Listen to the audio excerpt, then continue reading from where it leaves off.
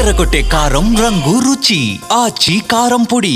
కొంతమంది అప్రూవల్గా మారారు ఈ వ్యవహారంలో. కొంతమంది నేను క్షమించమని కోరుకుంటున్నా అన్నటువంటి వ్యక్తులు కూడా ఉన్నారు.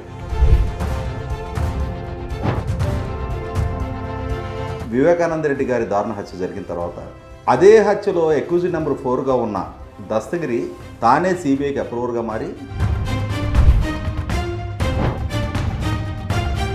కేవలం పాల నుంచి తీసిన వెన్న మాత్రమే సేకరించే కంపెనీలు, స్టార్టప్ కంపెనీలు కొన్ని ఉన్నాయి. వాళ్ళ కోసం మేము సరళీకృతం చేసాం.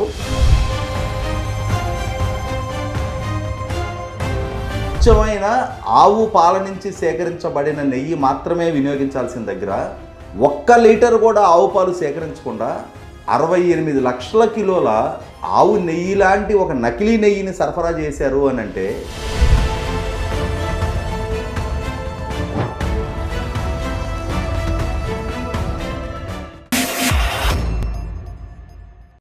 నమస్తే, తెలుగు న్యూస్కి స్వాగతం. తిరుమల నకిలీ నెయ్యి వ్యవహారం దాదాపు కొలిక్కొస్తున్నట్టే కనబడుతుంది. సరే, చట్టం రూపంలో ఏం కాబోతుందనేది అటు పక్క నుంచితే జనాలకి ఓ క్లారిటీ దాదాపుగా నిన్న వచ్చేసినట్టు కనబడుతుంది. నిన్న కూటమి నాయకుల ప్రెస్ మీట్, ఆ తర్వాత వెంటనే వైవి సుబ్బారెడ్డి ప్రెస్ మీట్ తర్వాత ఓ క్లారిటీ వచ్చేసినట్టే కనబడుతుంది. అయితే ఈ విషయంలో ఇక జరగాల్సిందేంటి, ఏం జరగాలి, ఏం జరిగితే అసలైన దోషులకి శిక్ష పడుతుంది, లేదా వెంకటేశ్వర స్వామి చూసుకుంటాడని వదిలేయాలా? ఈ లడ్డు, ఈ నకిలీ నెయ్యి వ్యవహారం ఎప్పుడు సమస్య పోతుంది? ఇంకా ఏం జరిగితే ఇది ఇంకా మాట్లాడకుండా ఆగిపోవాల్సిన పరిస్థితి వస్తుంది? ఎక్కడి వరకు వెళ్లాల్సిన అవసరం ఉంది ఈ నకిలీ నెయ్యి వ్యవహారంలో? ఆప్షన్ రాజేష్ గారు ప్రముఖ రాజకీయ సామాజిక విశ్లేషకులు ఉన్నారు. నమస్కారం రాజేష్ గారు. నమస్కారం. రాజేష్ గారు, కొంతమంది అప్రూవల్గా మారారు ఈ వ్యవహారంలో. కొంతమంది నేను క్షమించమని కోరుకుంటున్నా అన్నటువంటి వ్యక్తులు కూడా ఉన్నారు. అంటే నిన్నటి ప్రెస్ మీట్ల తర్వాత ఒక క్లారిటీ వచ్చేసింది. అందులో నిందితులుగా ఉన్నటువంటి వాళ్ళు అప్రూవల్గా మారుతున్నటువంటి క్రమం చూసినప్పుడు ఒక కొలిక్కి వస్తున్నట్టే కనబడుతుంది. ఫస్ట్ నిన్న 2 ప్రెస్ మీట్ల తర్వాత, కౌంటర్ ఎన్కౌంటర్ తర్వాత ఆ సారాంశాన్ని మీ కోణం నుంచి అట్లా విశ్లేషిస్తారు?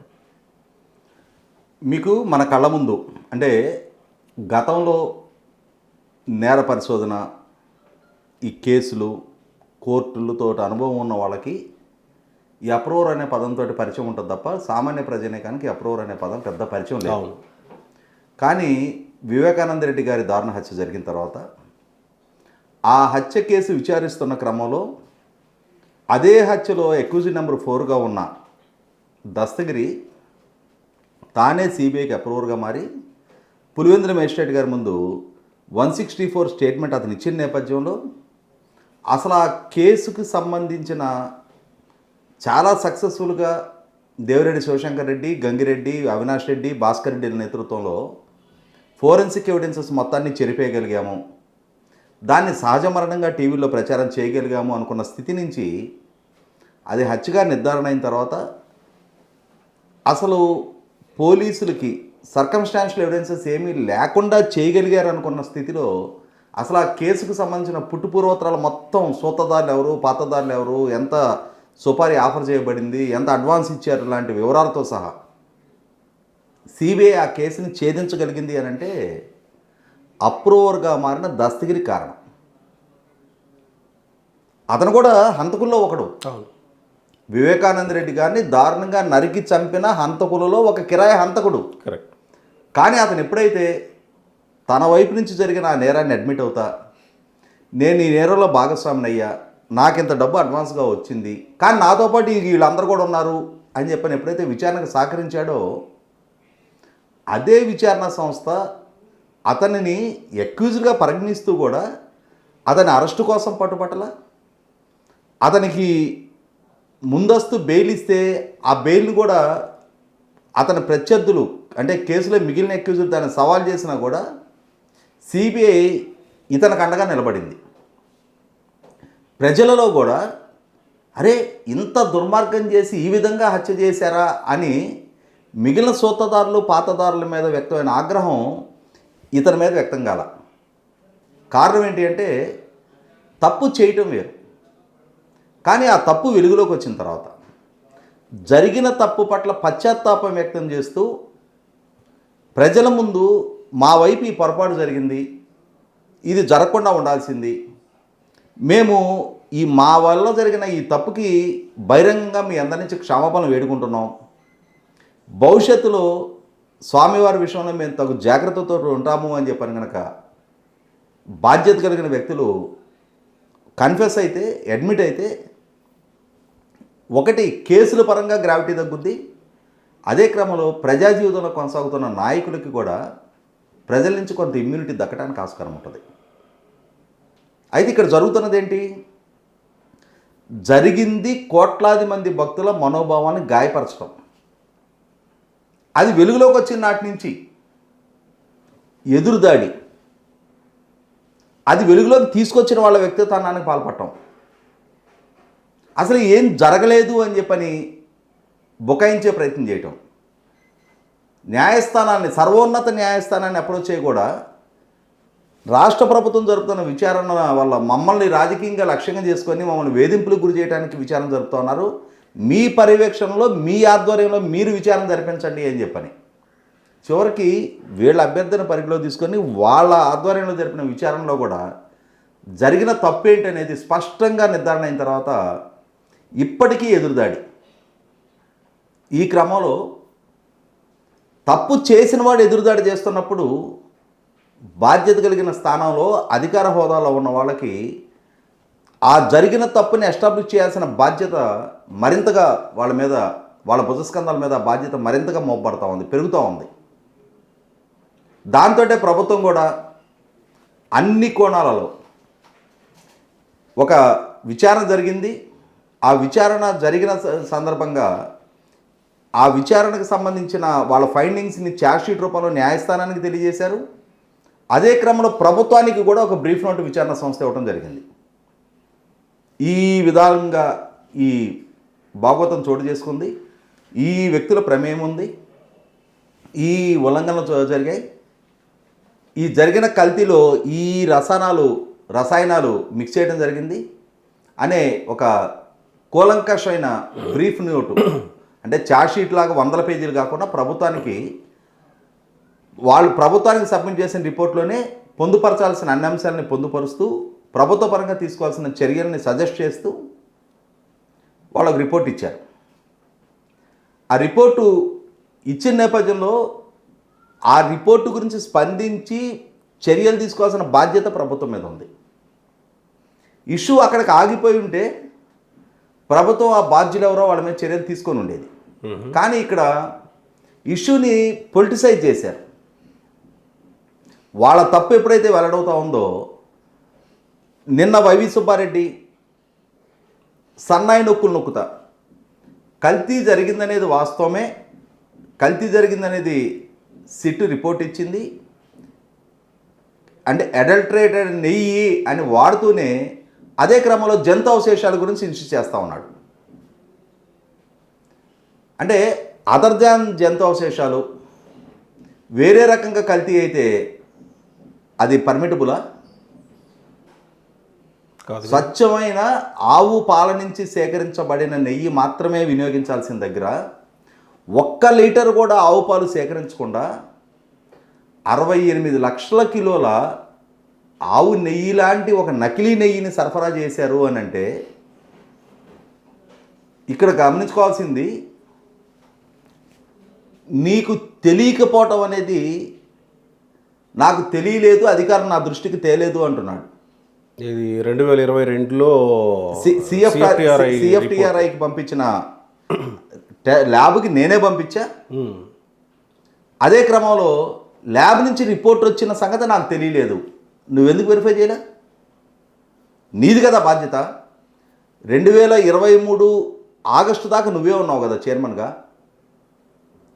ఎందుకని మళ్ళీ దాని రిపోర్ట్ ఏమైంది అనేది ఫీడ్బ్యాక్ తెప్పించుకునే ప్రయత్నం చేయలే?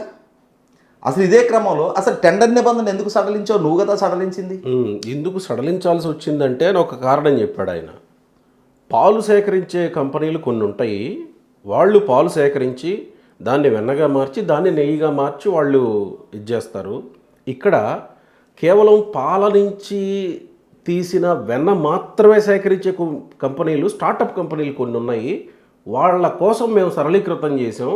వాళ్ళు కేవలం పాలు కొనరు, వాళ్ళు కేవలం పాల నుంచి వేరు చేసిన వెన్న మాత్రమే కొని నెయ్యి అమ్ముతారు. వాళ్ళ కోసం మేము సడలింపులు చేసామని అన్నారు. అసలు నీకు బెస్ట్ క్వాలిటీ పాలు సేకరించి దాని ద్వారా నెయ్యి తయారు చేసి నీకు పంపిస్తూ ఉన్నప్పుడు అసలు ప్రత్యామ్నాయాల గురించి ఆలోచించాల్సిన అవసరం నీకు ఎందుకు వచ్చింది? అవసరం నీకేమొచ్చింది? దానికి వివరణ ఇవ్వరు. అంటే అసంబద్ధమైన తలాతోక లేని వాదనలతోటి వాళ్ళకి వాళ్ళు పలచనవుతూ ఉన్నారు. ఇవాళ గమనించుకోవాల్సింది, ఇవాళ ప్రజల ముందు చాలా స్పష్టంగా ఇవాళ వైసీపీని సమర్థించేవాళ్ళు, వైసీపీ సమర్థకులు, వాళ్ళకి అనుకూలంగా ఉండే కొంత సోషల్ మీడియా, వాళ్ళకి అనుకూలంగా ఉండే కొందరు యూట్యూబర్సు, వాళ్ళకు అనుకూలంగా మాట్లాడే కొందరు వ్యక్తులు వీళ్ళ అమాయకత్వాన్ని ఎస్టాబ్లిష్ చేసే ప్రయత్నం చేసినా ఇవాళ సాక్షాత్తు వైవి సుబ్బారెడ్డి అడ్మిట్ అవుతున్న నేపథ్యంలో తానే స్వయంగా తాను ఏరుకోరి తెచ్చుకున్న సిట్టు తన పాలనా హయాంలో జరిగిన తప్పుల గురించి, అదే సందర్భంలో తాను చైర్మన్గా వ్యవహరించిన కాలంలో తానే టెస్టుకు పంపించిన సిఎఫ్టిఆర్ఐ రిపోర్టు కూడా కల్తీ అంశాన్ని ప్రస్తావించిన నేపథ్యంలో తప్పు జరిగిందని అడ్మిట్ అయితే రాల్సిన కంపల్షన్ వైవి సుబ్బారెడ్డికి ఏర్పడింది. దాన్నే అతను కూడా ప్రస్తావించి కల్తీ జరిగిందని అడ్మిట్ అవుతున్నాడు. ఇక్కడ కల్తీకి బాధ్యుడై ఉన్నప్పుడు, కల్తీ జరగటానికి ఆస్కారం కలిగించే నిబంధన సడలింపులకు అతనే బాధ్యుడై ఉన్నప్పుడు, అతని హయాంలో అతను టెస్టింగ్కి పంపించిన రిపోర్ట్స్ని అతని పాలనా హయాంలోనే పరిగణలోకి తీసుకొని ఆ రిపోర్ట్స్ వెలుగులోకి వచ్చిన తర్వాత, రిపోర్ట్స్ అందుబాటులోకి వచ్చిన తర్వాత కూడా దాని మీద చర్యలు తీసుకున్నందుకు, ఆ తర్వాత రిపోర్ట్ వచ్చిన తర్వాత కూడా మళ్ళీ ఆర్డర్స్ ఎక్స్టెండ్ చేసినందుకు ఇవాళ అధికారులది బాధ్యత. అవును, ప్రోటోకాల్స్ నువ్వు పొందావు. ప్రతిరోజు వేలాది మందికి దర్శన టికెట్లు నువ్వు సంతకాలు పెట్టి ఇచ్చావు. టీటీడీ చైర్మన్గా మర్యాద, హోదా, గౌరవం నువ్వు పొందావు. బాధ్యత కూడా నీదే. నువ్వు చేసిన తీర్మానం, నువ్వు ఇచ్చిన మినహాయింపులు, సడలింపులు, నీ కారణంగా ఎంటర్ అయిన సంస్థలు, ఆ సంస్థలు అడల్టరేటెడ్ క్వాలిటీతో సప్లై చేస్తున్నాయి అని చెప్పి నీ దృష్టికి వచ్చిన తర్వాత కూడా స్పందించకపోవటం నీ బాధ్యత రాహిత్యం. నేను అమాయకుడిని, నా దృష్టికి రాలేదు, ఇప్పుడు నా దృష్టికి వచ్చింది. ఇవాళ సిఎఫ్టిఆర్ఐ రిపోర్టులో వెలుగులోకి వచ్చిన అంశం నీ కళ్ళ ముందు ఉంది. NDDB report, national dairy development board, Andhra Pradesh రాష్ట్రానికో చంద్రబాబు నాయుడు గారి హెరిటేజ్ సంస్థకు సంబంధించిన ల్యాబ్ కాదు అది. కేంద్ర ప్రభుత్వ సంస్థ. ఆ సంస్థ ఇచ్చిన రిపోర్టు కళ్ళ ముందు ఉంది. ఎన్డీఆర్ఐ రిపోర్టు కూడా కళ్ళ ముందు ఉంది. ఎన్డీఆర్ఐ రిపోర్ట్లో ఏమన్నా నీ క్లీన్ చిట్ వచ్చిందా? పదే పదే ఒక్క జంతవశేషాల గురించి మాట్లాడుతున్నారు తప్ప సప్లై చేయబడ్డ లక్షలాది కిలోల 68 లక్షల కిలోలు 6.8 మిలియన్ కేజెస్, దాని గురించి ఎందుకు ప్రస్తావన చేయట్లా? మొట్టమొదటిగా చేయాల్సింది నేను ఇందాక చెప్పినట్టుగా ఇన్ని కోట్ల మంది భక్తుల మనోభావాలతో ముడిపడి ఉన్న ఈ అంశంలో మా వల్ల జరిగిన ఈ పొరపాటుకి చింతిస్తున్నాం, భక్త కోటికి క్షమాపణ చెప్తున్నాం అని చెప్పని అసలు సిసల పశ్చాత్తాపం కనుక వాళ్ళ వైపు నుంచి వ్యక్తమైతే వాళ్ళ పట్ల ప్రజల్లో ఆగ్రహ వేశాలు తగ్గడానికి ఆస్కారం ఉంటుంది. అలా కాకుండా మాకు ఒక రాజకీయ పార్టీ ఉంది, మాకు ఒక సొంత మీడియా ఉంది, మాకు ఒక సోషల్ మీడియా ఉంది, మాకు అనుకూలంగా మాట్లాడే యూట్యూబర్స్ ఉన్నారు అని చెప్పని అసలు సిసలు వాస్తవాలను పక్కదోవ పట్టిస్తా ఎదురుదాడి చేయటమే లక్ష్యంగా వీళ్ళు ఎప్పుడైతే ఇష్యూని పొలిటిసైజ్ చేస్తూ ఉన్నారో తమ స్కిన్ కాపాడుకొని తీరాల్సిన బాధ్యత ప్రభుత్వానికి ఒక కంపల్షన్ వీళ్ళు క్రియేట్ చేస్తూ ఉన్నారు. ఇప్పుడు ప్రభుత్వానికి ఒక నివేదిక వచ్చింది. ఆ నివేదిక ప్రకారం ఆ నివేదికలో ఉన్న అధికారుల మీద చర్యలు తీసుకోవాలా, ఇందుకు సూత్రధారులు అయి ఉంటారేమో అన్న అనుమానాలు ఉన్నాయి. సూత్రధారుల పేర్లు బయటికి రాలా, సూత్రధారులు వచ్చేంత వరకు దీంట్లో పోరాడాలా? 100% అసలు సిసల సూత్రధారుల్ని వెలికి తీసి తీరాల్సిన బాధ్యత విచారణా సంస్థ మీద ఉంది. విచారణా సంస్థ ఇప్పుడు ఒకరు తీసుకున్న నిర్ణయాన్ని అమలు చేసిన అధికారులనే బాధ్యులను చేస్తూ రిపోర్ట్ ఇచ్చిన నేపథ్యంలోనే నిర్ణయాధికారం చేతిలో ఉండి నిర్ణయాలు తీసుకున్న వాళ్ళని ఎందుకు ఎక్స్క్యూజ్ చేస్తున్నారు అని చెప్పని పౌర సమాజం నుంచి లేవనెత్తబడుతున్న ప్రశ్నే ప్రభుత్వంలో పాలకులుగా ఉన్న వాళ్ళకు కూడా వ్యక్తమవుతుంది. కాబట్టి మరింత లోతైన అసలు సిసల బాధ్యుల ప్రమేయాన్ని కూడా నిర్ధారణ చేయాలని చెప్పని ప్రభుత్వం కూడా ఆలోచిస్తూ ఉంది. ఇక్కడ గమనించుకోవాల్సింది, సిట్టు తన విచారణలో కొన్ని వాస్తవాలు వెలికి తీసి ఉండొచ్చు, కానీ అసలు సిసల పూర్తి స్థాయి బాధ్యులను ఐడెంటిఫై చేసే విషయంలో సిట్టు కూడా ఫెయిల్ అయింది అనేది చాలా స్పష్టంగా కళ్ళ ముందు కనిపిస్తూ ఉన్న నేపథ్యంలో ఎవరో వైవి సుబ్బారెడ్డి పిఏ, అతనే కోట్ల రూపాయలు దండుకున్నాడు, అతనే డైరీ యజమానులను బెదిరించాడు, 100 కోట్ల రూపాయల టర్నోవర్లు చేసే డైరీ యజమానులు టీటీడీ చైర్మన్ కాకుండా చైర్మన్ పిఏకి వాళ్ళు దడిసి అతనే వాళ్ళకు కావాల్సిన ఫెసిలిటేషన్ మొత్తం చేయించగలిగి అతనే లక్షలాది కిలోల ఈ నెయ్యి లాంటి పదార్థాన్ని సరఫరా చేయించగలుగుతాడని చెప్పని నమ్మేంతటి అమాయకులు వాళ్ళు కాదు. కాబట్టి ఇవాళ పిఏ వరకు విచారణ పరిమితం కావటం అంటే ఈ మధ్యకాలంలో జరుగుతున్న చాలా విచారణలు చూస్తూ ఉన్నాం మనం. అసలు సిస్సల బాధ్యుల వరకు వచ్చేటప్పటికి విచారణలు ఆగిపోతూ ఉన్నాయి. ఇటువంటి నేపథ్యంలోనే ఈ విచారణలోనైనా అసలు సిస్సలు బాధ్యులు ఎవరైతే ఉన్నారో, అంటే నిర్ణయాధికారం చేతిలో ఉండి విధాన నిర్ణయాలు తీసుకొని ఈ తప్పు జరగటానికి ఆస్కారం కలిగించిన వ్యక్తులు ఎవరైతే ఉన్నారో వాళ్ళ ప్రమేయం 100% నిర్ధారణ అయితే రాసిన అవసరం ఉంది. అటువంటి వాళ్ళని వెలికి తీయాల్సిన బాధ్యత కూడా ప్రభుత్వం మీద ఉంది. అదే క్రమంలో ఇవాళ వైవి సుబ్బారెడ్డి మేబీ నిన్నటి ప్రెస్ మీట్లో పార్షియల్గా తను అడ్మిట్ అయ్యాడు. తప్పు జరిగింది అని అడ్మిట్ అవుతూనే ఇంకొంచెం వాళ్ళ పార్టీ ఎజెండాకు అనుకూలంగా మేము తప్పు చేశాం కానీ మా మీద ప్రచారం జరుగుతున్నంతటి తప్పు మేము చేయలేదు అని చెప్పని కొంత వివరణ ఇచ్చుకునే ప్రయత్నం చేస్తూ ఉన్నాడు. కానీ 100% ఇవాళ ఎన్డీడీబీ రిపోర్ట్లో ఏమొచ్చింది, ఎన్డీఆర్ఐ రిపోర్టు ఇవాళ మనం బ్లడ్ టెస్ట్కి వెళ్ళాం. బ్లడ్ టెస్ట్కి వెళ్ళినప్పుడు మనం ఏ వాల్యూ కోసం మనం శాంపిల్ ఇస్తే ఆ వాల్యూ టెస్ట్ చేసి ఇస్తారు, అంతే కదా. మనం షుగర్ లెవెల్స్ కోసం ఫాస్టింగ్ పోస్ట్ లంచ్ మన షుగర్ వాల్యూస్ కోసం శాంపిల్ ఇచ్చి దాంట్లో లిపిడ్ ప్రొఫైల్ రాలేదు, దాంట్లో కొలెస్ట్రాల్ లెవెల్ రాలేదు అని అంటే రాదు. ఎన్డీఆర్ఐ ల్యాబ్లో కూడా ఓన్లీ పంది కొవ్వుకు సంబంధించిన శాంపిల్ నిర్ధారణ చేయమనే ఇచ్చారు. ఆ ల్యాబ్లో లెస్ దాన్ 10% ఉంటే దాన్ని ఐడెంటిఫై చేయగలిగే ఎక్విప్మెంట్ మా దగ్గర లేదు అని వాళ్ళు రిపోర్ట్ ఇచ్చారు. అదే క్రమంలో అదర్ దాన్ పంది కొవ్వు మిగిలిన జంతు అవశేషాల గురించి అసలు వీళ్ళు రిపోర్ట్ అడగలా, వాళ్ళు టెస్ట్ చేయలే. ఎన్డీడీబీ వాళ్ళకున్న ఎక్విప్మెంటు, వాళ్ళకున్న ఎక్స్పీరియన్స్ అండ్ ఎక్స్పర్టైజ్ తోటి వాళ్ళు అన్ని రకాల టెస్టులు చేశారు. ఇక్కడ ఎన్డీడీబీని కాదు అని చెప్పని, ఎన్డీడీబీ అని చంద్రబాబు నాయుడు గారు జేబు సంస్థ కాదు. అటువంటి ఎన్డీడీబీ ఆ రోజు వాళ్ళ ముందుంచిన శాంపిల్ తోటి, ఆ రోజు వాళ్ళు చేసిన టెస్టులతోటి, ఆ రోజు వాళ్ళ ఫైండింగ్స్ని ఒక రిపోర్ట్ రూపంలో ప్రభుత్వానికి ఇవ్వడం జరిగింది. దాన్ని కూడా కాంగ్రెస్లోకి తీసుకునే తీరాలి. కాబట్టి వాళ్ళ సిట్టు సబ్మిట్ చేసిన ఛార్జ్ షీట్లో ఎన్డీడీబీ రిపోర్ట్ను కూడా మెన్షన్ చేశారు. అవును, 100% తప్పు జరిగిందనేది ఎస్టాబ్లిష్ అవుతూ ఉంది. ఇవాళ అందులో ఏ ఏ కెమికల్స్, ఆయా సంస్థలు ఎన్ని కేజీల కెమికల్స్ కొన్నాయనేది కూడా స్పష్టమవుతూ ఉంది. ఆ కెమికల్స్ని అన్నిటిని మిక్స్ చేసి ఈ పదార్థాన్ని తయారు చేయించారనేది అర్థమవుతూ ఉంది. ప్రమాదకర రసాయనాలు, ఆఖరికి బాత్రూమ్ కమోడ్లు గడగటానికి హార్పిక్కులు లాంటి వాటిని తయారు చేయడానికి వాడే కెమికల్స్ని కూడా ఇందులో వినియోగించారు అని చెప్పని స్పష్టంగా సిట్టు రిపోర్ట్లోనే మెన్షన్ చేస్తున్న తర్వాత దాన్ని ప్రాపర్గా విశ్లేషింపజేసి ప్రజలకి అర్థమయ్యేలాగా చెప్పి తీరాల్సిన బాధ్యత కూడా ప్రభుత్వం మీద ఉంది.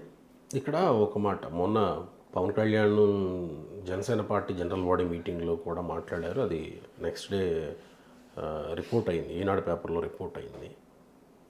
ఇది కోట్ల మంది భక్తుల మనోభావాలతో ముడిపడిన అంశం కాబట్టి జంతు కొవ్వు కలిసిందా లేదా అనే అంశంలో కొంత మాట్లాడడానికి, చెప్పడానికి ఆ విషయాన్ని కొంత సంశయిస్తున్నాం అన్నట్టుగా మాట్లాడారు.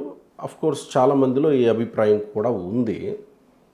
అంటే టెక్నికల్గా వచ్చినప్పుడు ఆ విషయాన్ని ప్రజలకి గట్టిగా చెప్పాలా, లేదు మనోభావాలకు సంబంధించిన అంశం కాబట్టి చెప్పకుండా కేవలం చట్ట ప్రకారం మాత్రమే దీన్ని ఇట్లా తీసుకెళ్ళాలా? ఇక్కడ ఒక అంశం గుర్తుంచుకోవాల్సింది ఏంటంటే, ఇప్పుడు ఆలయ ప్రాంగణాన్ని మనం చాలా పవిత్రంగా చూసుకుంటుంటాం. అంటే ఒక ఆలయ ప్రాంగణంలో అనుకోకుండా ఒక జంతువు, ఒక భక్తుడు ప్రాణాలు కోల్పోతే కూడా ఆ మైల అంటకుండా ఆలయం మొత్తానికి సంప్రోక్షణ చేస్తారు. కానీ సమయం సందర్భం ప్రతికూలంగా మారిందనుకున్న రోజు, ఆ ఆలయాలనే కాపాడుకోవాలనుకున్న రోజు అక్కడ జరిగిన ఒక హింస. నేను ఎప్పుడో 30 సంవత్సరాలకు పూర్వం విజయనగరం హంపి వెళ్ళాను నేను. అక్కడ బహుమనీ సుల్తానుల దాడుల్లో ధ్వంసమైపోయిన ఆలయాలు, విగ్రహాలన్నీ మన కళ్ళ ముందు కనిపిస్తూ ఉంటాయి. ఆ ధ్వంసం చేయబడ్డ మన సంస్కృతి వారసత్వాన్ని చూస్తే మనకందరికీ రోమాలు నిక్కపొడుచుకుంటాయి. ఈ విధమైన విధ్వంసానికి పాల్పడ్డారు ఆ రోజుల్లో అని చెప్పని. అదే క్రమంలో అదే ప్రాంతంలో ఉన్న విరూపాక్ష ఆలయం సేఫ్గా నిలబడింది. ఎందుకు సేఫ్గా నిలబడగలిగింది? ఒక్క ఆలయం జోలికి వాళ్ళు ఎందుకు రాలేదు అని అడిగితే, ఆ ఆలయంలో మాకు చెప్పింది ఏంటి అంటే, ఆలయ పూజారులు వీళ్ళు ముస్లిమ్సు, వాళ్ళు పందిని ద్వేషిస్తారు, అందుకోసం చెప్పని పందులను చంపి ఈ ఆలయ ప్రాకారాలకు వేలగట్టారు, అందుకని వాళ్ళు ఇక్కడికి రాలేదు చెదరేసి.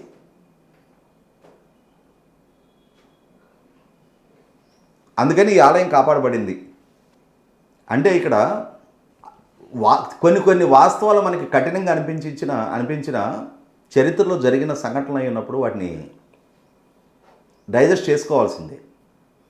ఇవాళ తిరుమల తిరుపతి దేవస్థానాన్ని మనం ఎంత పవిత్రంగా చూసుకుంటామో, ఎంత శుచి శుభ్రంగా ఉండాలనుకుంటామో, తెల్లవారుజామున 2 గంటలకి సుప్రభాత దర్శనానికి వెళ్ళాలి అనుకుంటే కూడా నిండు చలిలో కూడా అప్పుడు స్నానం చేసి అప్పుడు రెడీ అయ్యి వెళ్తాము మనం. అలాగే అదే ప్రాంగణంలో ఏదైనా ఒక తప్పు జరిగింది అనుకున్నప్పుడు ఇంతమంది, ఇన్ని కోట్ల మంది, ఇన్ని లక్షలాది మంది భక్తులు ప్రతిరోజు లిప్త మాత్రపు దర్శనం కోసం తహతహలాడుతూ అక్కడికి వచ్చే ఆ ప్రాంగణాన్ని ఈ వ్యక్తులు ఈ విధంగా అపవిత్రం చేశారనుకున్నప్పుడు ఈ భక్తుల సెంటిమెంట్ కోసం అని చెప్పని వాళ్ళు చేసిన తప్పుని దాచిపెట్టాల్సిన నష్టం లేదు. అంతటి నేరానికి పాల్పడటం వాళ్ళు చేసిన తప్పు.